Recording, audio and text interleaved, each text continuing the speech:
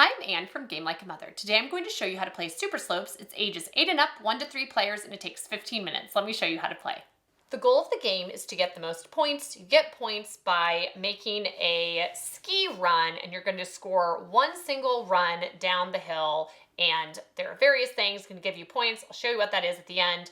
First things first, you shuffle up the deck, and you flip out 5 cards, and you put the highest number at the top down to the lowest number at the bottom. And your card selection process is you pick somebody to go first. And we're just doing a one-player game here because it's easier to show a single ski run. So the person would get to go first. And all you do is from the top card, you can see where the ski run ends. It ends for each run. And you can pick any of the cards where the ski run ends. So they can pick this one, or this one, because there's 3 different routes. And those are the cards that they end on. So we'll go ahead and have them pick the card on the top, and I'll show you why here in a second.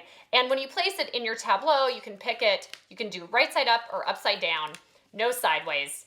That's it. So we'll just do right side up because we don't know how things are going to shape out just yet. Then you flip over the card and the next person gets to select, and it was an 11, so we put it below the 12. So you just fill it in wherever it fits along here. And if you're playing against another person or 2, they get to pick whichever of the 3 runs, wherever it ends, whichever one they want to pick. It can be this one, or this one for this round, because now the run goes along here and off to the side here.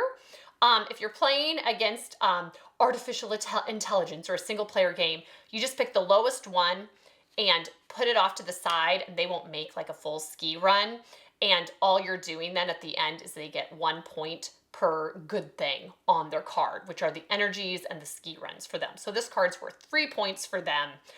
So that's pretty simple when scoring against in single player.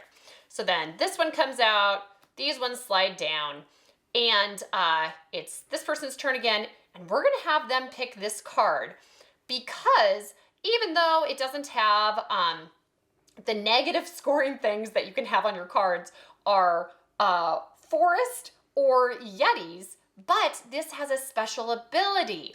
And when you have 2 of the same special ability in your map, and we'll go ahead, we'll flip this one upside down and put it besides this one, then you get that special ability in the future.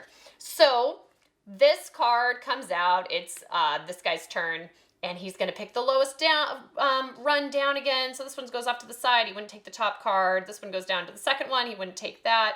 This one goes down to the third. You just plop it on this pile. If it's a person, then they're actually creating another map beside you. But this is worth another 3 points. The AI is raking up points here. The 9 would get to go in here. So now what you do is there's 3 different abilities, special abilities you can get. There's plan, which is if you have 2 of these pink, like medical ones, then you get to add a 6th row to the column. You can choose to do it once per turn.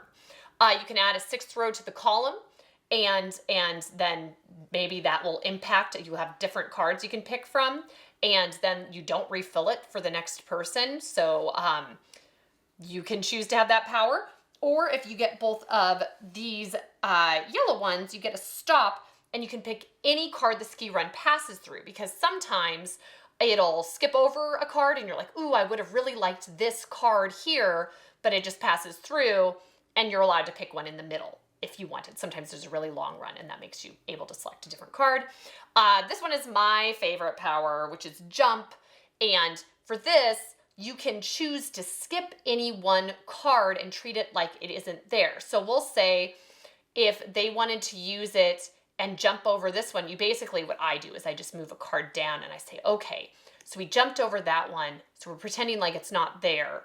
So I could pick this card, this run goes all the way down to the bottom. So because I used the jump ability, I could go all the way down and get this. And then you put it back as it was. And you can pick a spot on your map. So that's the basics for picking cards. Now for scoring, what you're trying to set up is a really long run that loops over itself a bit. And you want to be aware of card numbers as you're placing them down, because at the end, we'll go ahead and, do I want to play this here? We'll play it here. We'll see how it works out.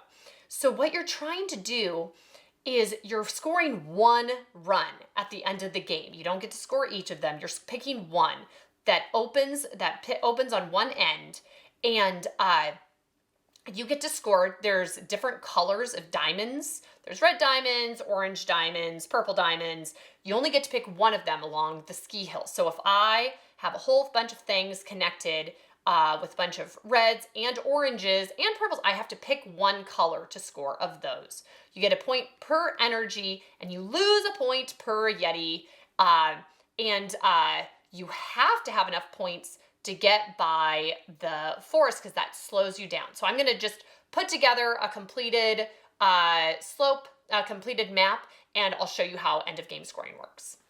Here is the run our player has at the end of the game. If you're playing 2 or 3 players, you're just comparing against each other. If you're playing 1 player, then you just count the number of diamonds and energy on each card, and they get 1 point per. So this player would have to be better than 21 points to beat on normal in the solo variant. There are 2 other cards left that haven't been claimed. So if you want to play on hard, you add in 1 more. So they'd have to beat at 24 for this game. And then for extreme, you just put in every single card, and so it would be 26, and that's very tricky. So this is how you score. And just to be clear, when you place out your cards into your map, they're just slightly offset for each row. This is how you're supposed to, it can't be straight on. It has to be like this, and you can move them 180 degrees. It can be right side up or upside down. And you pick a spot to start where it's open to the outside. And this is what we've decided to do the run on. And it's sometimes easier to write it down. That's what I did for scoring the different elements. And I score them one at a time, and that makes it really clear. And you just go through and first count the amount of energy you have. And it's really important to have at least 1 energy before you hit a forest, because if you hit a forest with no energy, that slows you down, and that's the end of your run. So as long as you have energy, you can make it through the forest.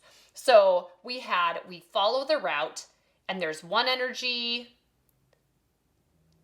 2, 3, 4 energy, and then you can make that. Because of that, you're going to be spending on some of the energy on that and on getting past Yetis, and that's where the route ends. So you go through and you count, okay, I have 4 energy. And then you go through and you count, okay, there was 1 forest, and yes, I had enough energy, so I'm going to get to spend 1 on that. And here there were 4 Yetis to go through. So if you don't have enough energy for the Yetis, that's okay. It's just a negative point at the end. If you happen to have a really nice run with lots of extra energy and not any of these obstacles, you get 1 point for each 2 unspent energy at the end of the game. But we used all of ours and still had negative 1 point for a Yeti besides. So this run is starting out at negative 1 point. Then you go through and you pick out a color of diamonds to score. And you just want to pick whichever one. There's some purple along here. You want to score the reds because there are more reds. So you go through and you say, okay, there were 5 reds, and you count that up.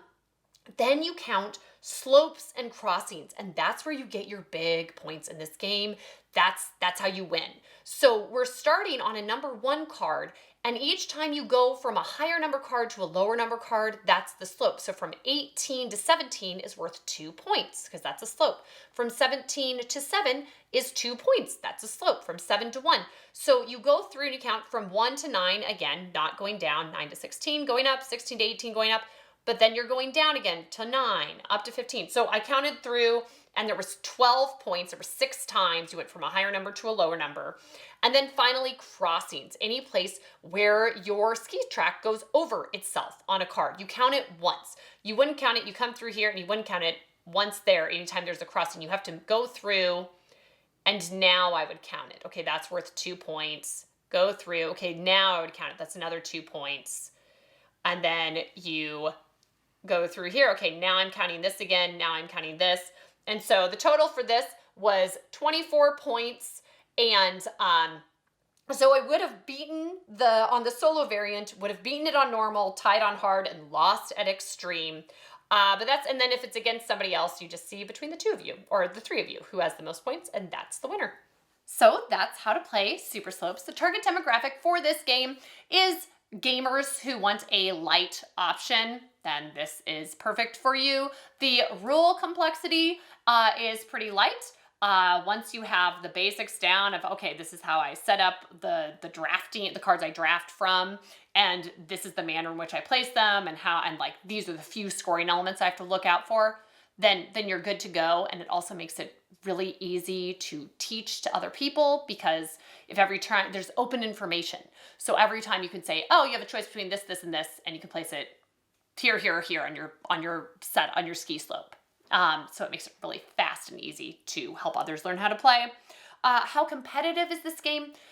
Medium. You can take a card that they would have liked to put in their ski hill and place it on your own, but because you can use any of the cards out there can help you, and it seems like you can always work with some of the cards that are out there, and there's always a fresh card placed out. So it feels more like it's you against your own ski hill than you against the other player. There's not really any sabotage, so there isn't hard feelings at the end of this game when you play.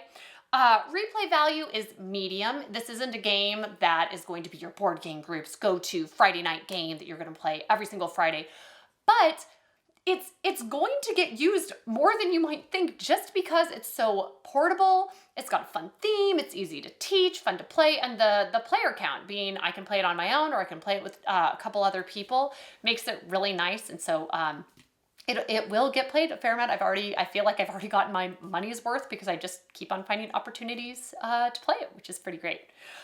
Similar games, if you like this one, Tsuro is a more classic game of you have where you follow the path. It kind of feels like the same kind of placement with the tiles that you place out for Tsuro, but it's a bit simpler.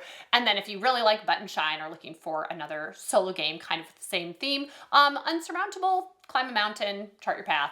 But we have been loving Super Slopes, so you should check it out. Thanks, and see you next time from Game Like a Mother.